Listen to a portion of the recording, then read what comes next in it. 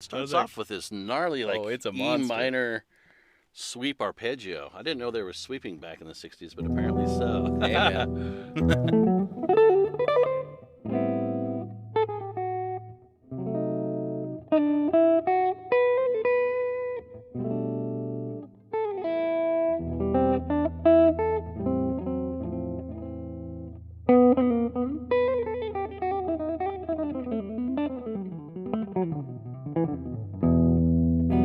Wow. So good.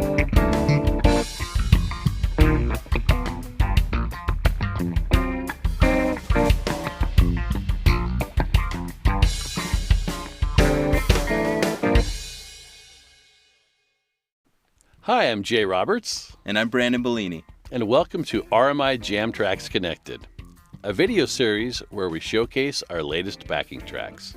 Come hang with us while we jam, tell stories, and talk music. And make sure you subscribe down below so you get the videos as they come out. What's up, everybody? Welcome to another RMI Jam Tracks Connected show. We got another great track for you all. This is the Autumn Leaves backing track that we modeled after the amazing Howard Roberts version off of the Howard Roberts Quintet. It's called the All-Time Great Instrumental Hits. That's it, and And that came out in 19... Was that 66? Yeah, that was the... Yeah, that's right. Oh my That's gosh, that was in the... You know what? Somebody said that was a good year. it. Well, why was that a good year, Jay? I'm trying to think what happened in 66. What happened in 66? Oh, wait, I was born in 66. Ding, ding, Dang. ding. That's the one. All right, so basically, while my mom's in labor, he's in the studio recording Grinding this away thing. in the coal mines of the LA studios.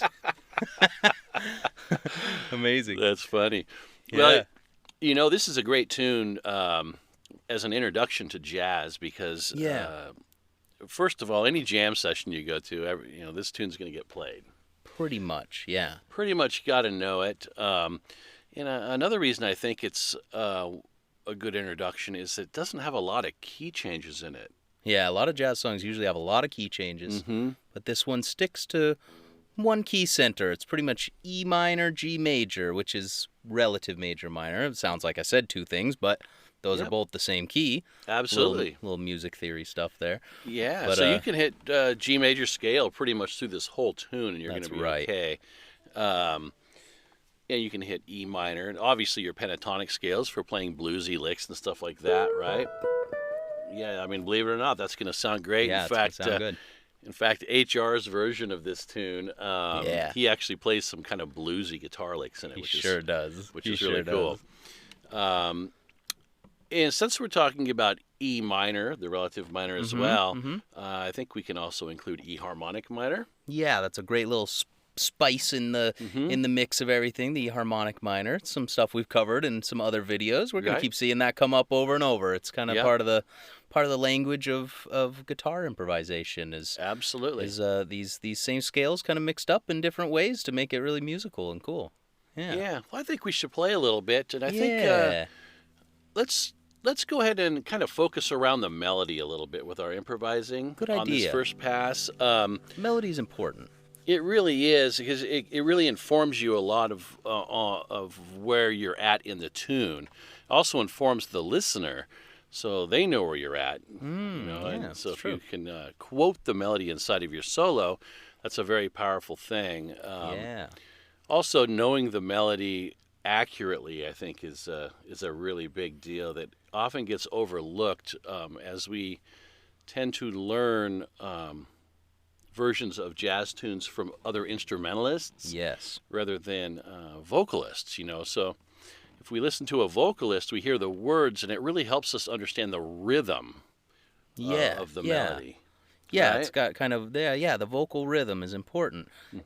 It tells you where all the syncopation is and just how many plucks you're doing on each string, Right. If it's like a exactly. 2-syllable word, you got 2 plucks, and if it's or something like that, right? Yep. And yep. And instrumentalists tend to embellish the melody, and they transform it. And that's kind of the spirit of jazz, is to take take something and kind of make it your own a little bit. But in order to do that, we need to know what the original is. And so going back to the pure version is a really good way to do it. And if you're looking for pure versions of songs, I like to look for vocalists like Nat King Cole, Frank Sinatra. Perfect. Chet Baker has some very pure versions. Spot on. Sometimes you can find some Ella Fitzgerald versions that are very pure, although she can kind of go off the deep end a little bit with a little bit of what she does. She can get a little chopsy once in a while. Yeah, absolutely, absolutely. So trying to find the pure version and maybe, just opening up your real book and looking at that melody and reading it through is a really great way to absolutely to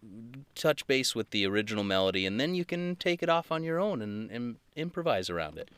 Yeah, I think what we'll do now, I'm going to go ahead and play a melody similar to what HR did. So it's got some little bit of bluesy embellishments to it. It's still kind of close to home, but with just slight embellishment. So why don't we do that? Man, let's kick it off. All right, here's the Autumn Leaves Jam track. Take it away, Jay.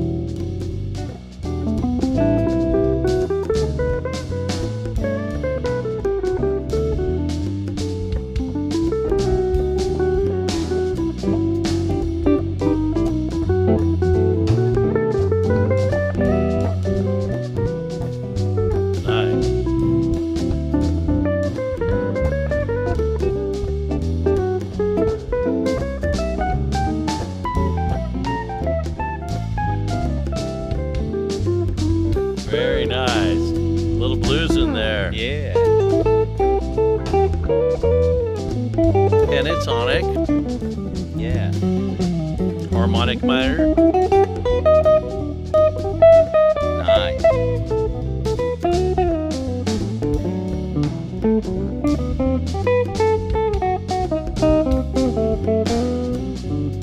Nice, I like that. I like the chromatics you're using too, very nice.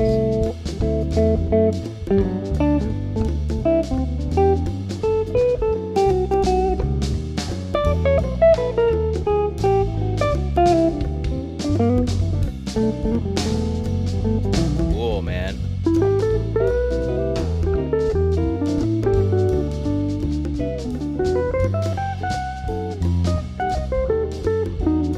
That was my harmonic minor there. Yeah.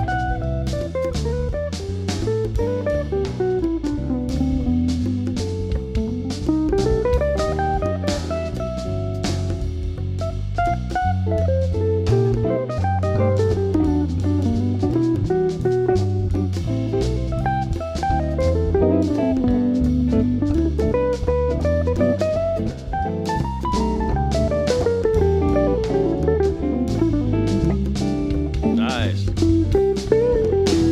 All right. Now this time, I'm going to go ahead and incorporate the chords just a little bit into the solo. Good idea. So it'll be kind of like this. Nice.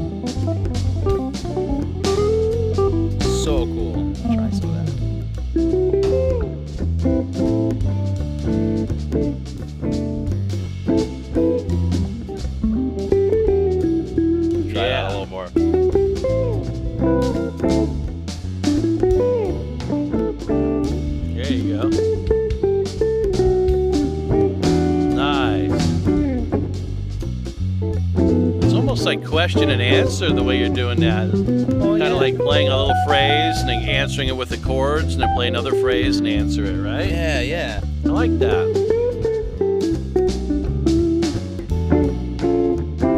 And now that I think of it, the melody actually does that. If you think of it, it goes like this. It goes. Oh, yeah. Nice, nice. Little question and answer, isn't it? It does leave that space for it. So yeah, exactly. So it's kind of set up that way in the beginning.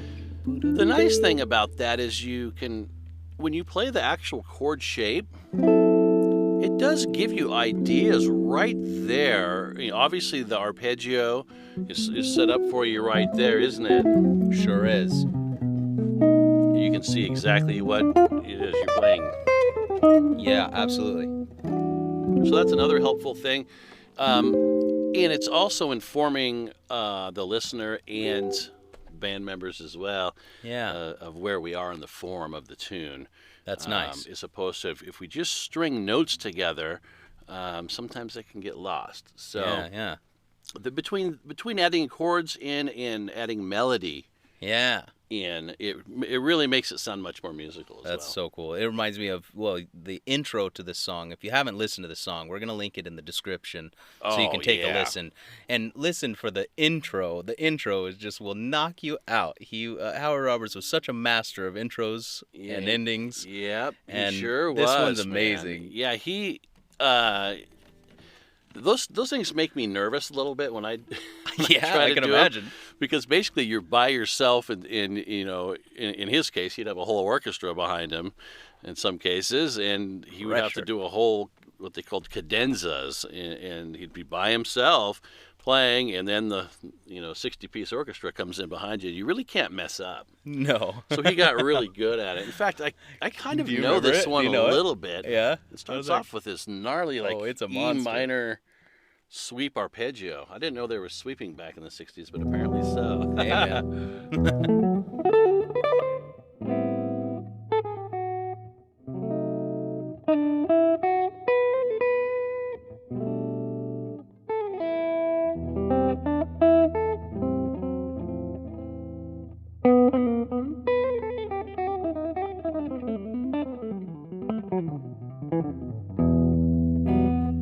Wow. So good, man.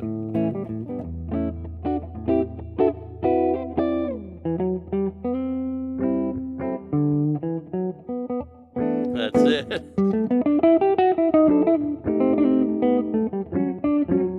That's it, man. Wow, Yeah. that's so killer, Jay. So amazing.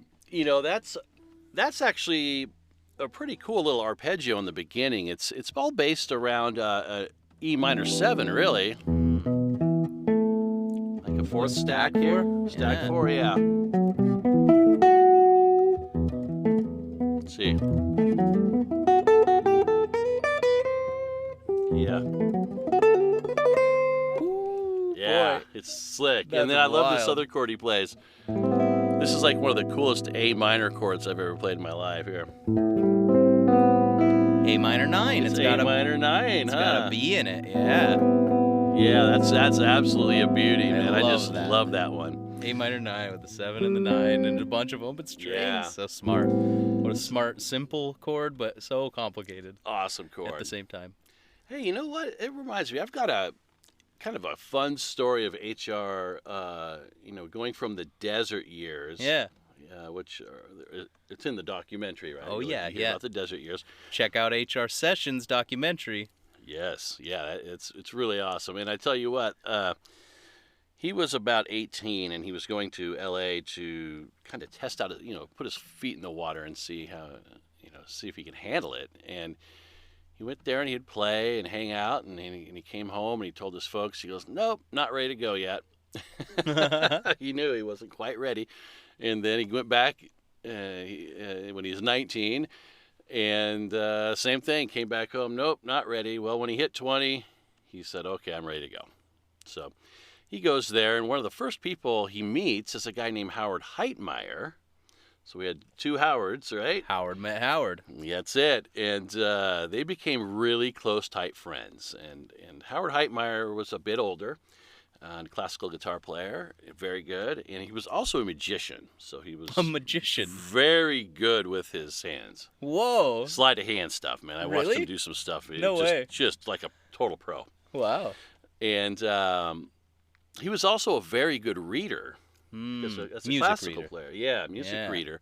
And HR was kind of struggling as a reader. You know, he had worked on it a lot, and he really wanted to play in the studios down there. But, you know, you have to be an extremely good reader to do that.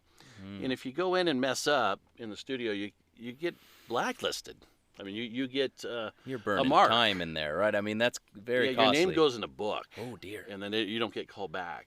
Oh, Yeah, so you really do have to nail it, you know. Yeah. He was a little nervous about that, so he's practicing, working on his reading a lot. And as it turned out, him and Howard Heitmeyer, they didn't have any money, so they stayed in they got a studio apartment, one bed. They both had to sleep in the same bed. Oh, my God. And I went, wow, that's pretty interesting. That was a little, early today. There's no problem with that, right? No. Yeah. No, back then, I don't think that was the case. No. So no, it was basically they were studying constantly, and Howard Heitmeyer would be reading like this, studying, and then the book would just fall over his face, and he'd go to sleep, and he'd wake up, and he would start reading again. That's as the story goes. Whoa. And my dad was working on his music reading, and Heitmeyer helped him a lot with that, figuring out how to approach it and how to master it. And my dad said he just struggled with it. It was like pulling teeth. He could do it, but slow. He couldn't read fast. Couldn't sight read fast. And then he went to a session where it was a big session with an orchestra, and they pulled the music out, and it's one of those charts that's several pages long where you need multiple music stands. Click, open it up, get another stand, open it up. He's like, oh man, I don't think I can do this. And one of HR's idols at the time, Al Hendrickson. And Al was a session player down there as well, and a very good reader. And Al had guitar part 3, which is the easier one. Yeah. HR had guitar part 1, which is the harder one. Yeah. HR goes, hey, Al, man, we got to switch parts. I can't read this.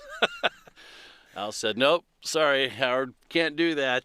See, it's got your name right at the top of the chart, and the conductor needs to know who's playing what part by name. And so HR said he learned to read right on the spot, right then. It all came together, and Wow. Just a fascinating story, and the punchline being that you will not learn how to read until you absolutely have to. So, and for a lot of guitar players aren't playing gigs where they're reading a lot, they never learn how to read well. And so doesn't mean they don't play well. A lot of them play great, but don't read well. Yeah. And so anyway, that's that's how he got his foot in the door, and fortunately he got through the gig and it worked out well, and then his reading just went from here to here, like turning on a light switch. Wow. And he was good to go, and he turned out he's one of the great readers, sight readers down there at that time. So wow. Kind of a fun story. Yeah, that's insane. That's really, really cool. And man. Heitmeyer is in the documentary as well. I went to his house and sat in his little living room. He's still alive, and he's got to be in his mid-90s now. Oh, and it was just great to sit there and just listen to him tell stories. And so we'll have some like outtakes and extra footage and stuff that we'll display throughout fun, this man. series. That's awesome. Stuff that's not in the documentary. Yeah. That's really cool. What a story, man. Yeah. Thanks for sharing Awesome, that. man. That's Well, really hey, cool. let's go ahead and play this again, and maybe we can take it to like level 2 and level 3. Okay. What do you think would be the next level? We've kind of got the melody going with a little improvising around it. Yeah. Yeah. And we've got the melody with the chords. Yeah. What do you think would be next? I think a great next step would be to start addressing these 5 chords. Okay. Identifying the 5 chords in the song and then finding some sort of altered scale to go along with it. Mm-hmm. So our 5 chords that are in the song is the 5 chord of the key of G, which is a D7 or a D altered, right? Some sort of type of D dominant chord. And then the other 5 chord is our B7. Yeah. Which is the 5 chord of E minor, the relative minor. So a B7 and a D7 in the chart. Okay. And if you're following along with the jam track, you'll see the chords going by, and we want to target some sounds over those 5 chords. So harmonic minor sounds cool. Mm-hmm. We've got the super Locrian scale up a half step, melodic minor. So if I'm on a D7, I can play E flat. On a B7, I could play C melodic minor. Yep. Beautiful. Right. And which harmonic minors are you going to use? Like over the D7 sharp 9, which one are you going to use? Ooh, we could use a G harmonic minor over that one. That's because the one. We're treating it as the 5 chord of a G minor, but then it's a deceptive cadence going back to G major. We almost are setting up the sound of going to a minor chord, but you got it. Yeah, man. Beautiful. Awesome. Yeah, so G harmonic minor, and then over the B7, that's an E harmonic minor. Perfect. So just to keep it simple, I'm just going to think the G harmonic minor and the E harmonic minor for now. Perfect. That's a great way to start. Awesome. And then, of course, adding our chromatic tones and just trying to use some good rhythm. And then really, if you ever get lost, focus on that melody. If you ever get lost, go back to your roots. You got to find that melody within there. The melody tells you everything about the song. Absolutely. And it's always playing through the chords. Even the chords, right? Or the chords themselves. If you get lost, find the chord progression. That's right. Right? That's right. All right. Okay. I'll take the melody this time if you want. All right. Go for it. Okay, here we go. Oh, let's take 2. Take 2. All right, ready? Here we go.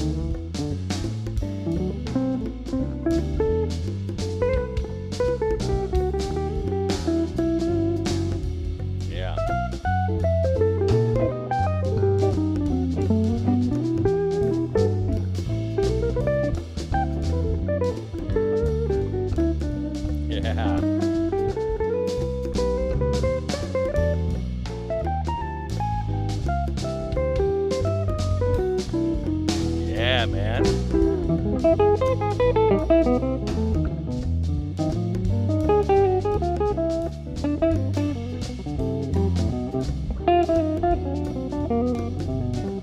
Yeah.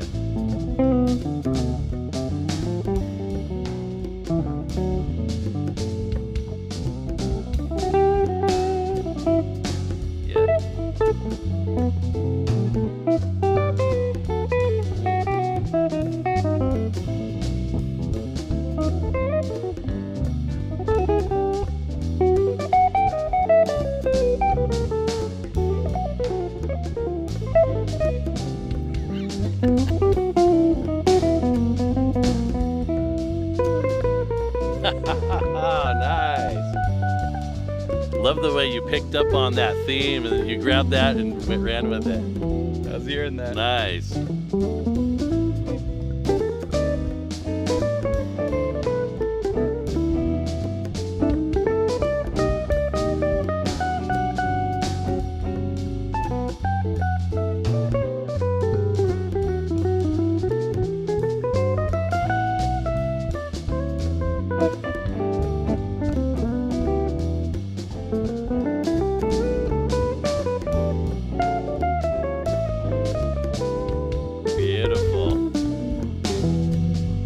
See if I can sneak a few chords in there. Oh yeah, I was forgetting about those chords.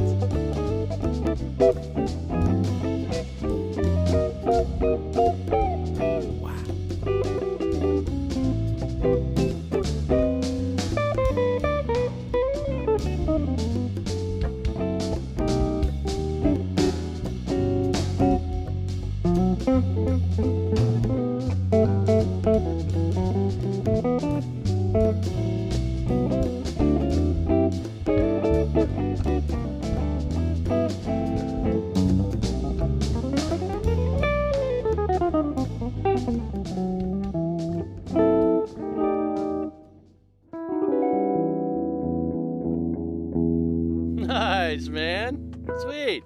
That was awesome, man. Very cool. Wow, you were burning at the end. Man, that's a really fun tune to play over. Yeah, I gotta be honest with you. When I was young, when I first learned that in my teens, probably, I was worn out of playing that tune by the time I was 20. Yeah. And I was kind of to the point, gosh, I hope I never have to play that again. Yeah. And, now I played it for another 25, 35 years after that. Yeah. And now I love playing it just as much as any other tune, because the problem was back then I kept playing the same things over and over and over. I got tired of that. It wasn't the tune that I was tired of. It was what I was playing. Interesting. And so it's interesting when you change your perspective, like we're talking about all these concepts, like when I went to do the chords, now I got a whole new thing that I can do, right, to make it exciting. Yeah. And so if you want to keep it spiced up, remember that there's always melody, rhythm, and harmony as three components of music. Wow. And if you get tired of playing your E blues scale all the time, well, increase your chord vocabulary a bit. Or you think you got your chords kind of together, you got your scales together. Well, how's about playing more rhythmically, playing rhythmical ideas that maybe some syncopation or change to triplets or anything to spice it up a little bit. There's plenty of music to be had Very cool over ideas. this tune. I like that. Yeah, man. Well, that's a lot of good stuff to work on, man. That's sure really is, fun. man. This is great. Yeah. We really enjoy doing this, and I think I'm going to go ahead and do a solo over this tune over our backing track. Oh, good idea. Yeah. And I'll put it on the J. Roberts channel if you want to go check that out on YouTube. It'll be just another take on different ways to improvise over it and play over it. Yeah. And of course, you want to watch the HR. Oh, yeah. Check out the HR sessions. Yeah. Episode 3 out this week. Episode 3. Yep. Wonderful. All right. Thanks, everybody. Thanks for checking out Roberts Music Institute. Jam Tracks Connected. Yes, sir. Take care. Bye. Cheers.